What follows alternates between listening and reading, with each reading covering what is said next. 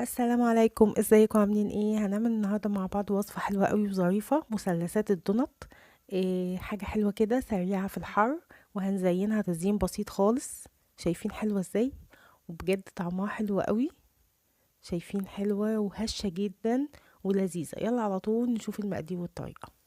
معايا كوبايتين ونص دقيق، ضفت عليهم معلقه كبيره خميره، معلقتين كبار سكر، نص معلقه صغيره من البيكنج باودر.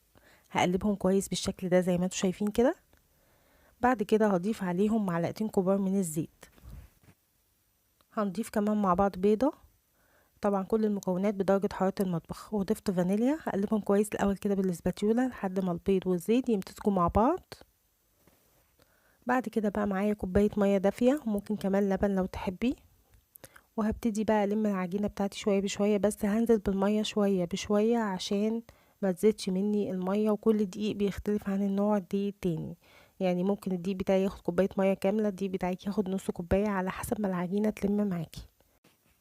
هلمها الاول كده بالاسباتيولا، وبعد كده بقى ابتدي اعجنها بايدي بالشكل ده. ابتدي اعجنها. هي العجينة بتاعت الدونت بتبقى ملزقة شوية كده زي ما انتوا شايفين كده بالشكل ده.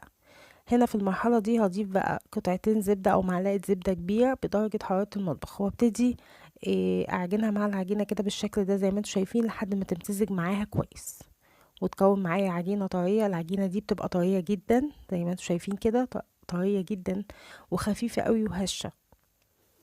هسيبها بقى في البولة واغطيها بلاستيك راب واسيبها ساعة لحد ما يتضاعف حجمها، واخليها في مكان دافي. هنا خلاص بعد ما تضاعف حجمها زي ما انتوا شايفين، هبتدي بقى اهبط تاني العجينة كده بايدي بالشكل ده، اخرج الهواء كله منها، وبعد كده اعملها طولية كده على الترابيزة او على الرخامة، واقسمها نصين بالتساوي، واعملهم كده كورتين زي ما انتوا شايفين كده. بعد كده هجيب ورقة زبدة مرشوشة دقيق خفيف، وابتدي افرد عليها العجينة بسمك 1 سنتي على شكل دايرة زي ما انتوا شايفين. بعد كده هقطعها كده زي كأني بقطع بيتزا بالشكل ده، سهلة خالص. هوسع لها بس كده مسافة بسيطة عشان اما اجي اقليها الشكل بتاعي ما يبص زي ما بنعمل الدونات.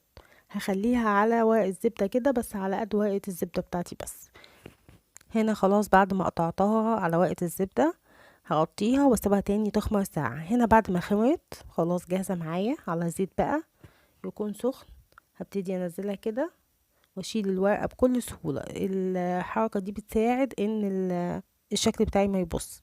ما بتاخدش 10 ثواني. اقلبها على الجهة التانية بالشكل ده، وبرضو الجهة التانية ما بتاخدش ثواني. وبعد كده خلاص بتبقى جاهزة معايا زي ما انتوا شايفين، واخدة لون حلو قوي.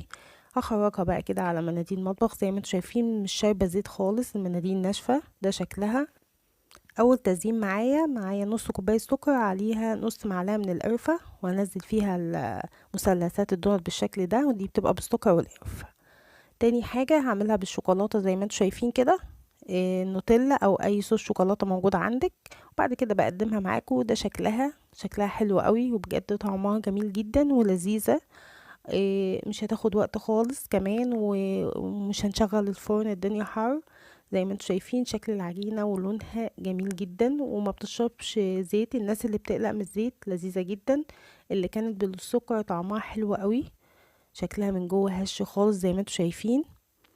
واللي بالشوكولاتة جميلة برضو، لان شوكولاتة خفيفة خالص، يعني مش مزينينها زي تزيين الدونات الجامد. يعني شايفين حلوة ازاي، هشة جدا من جوه زي ما انتوا شايفين. وبجد جربوها حلوة قوي. تعالوا بقى اوريكم كده قبل ما ازينها طريقة، لاني مش عارفة اضغط عليها عشان الشوكولاتة والسكر. شايفين من جوه حلوة ازاي. اتمنى وصفة النهاردة تكون عجبتكم. جربوها واستنى رأيكم، وبإذن الله استنوني في فيديو جديد. مع السلامة.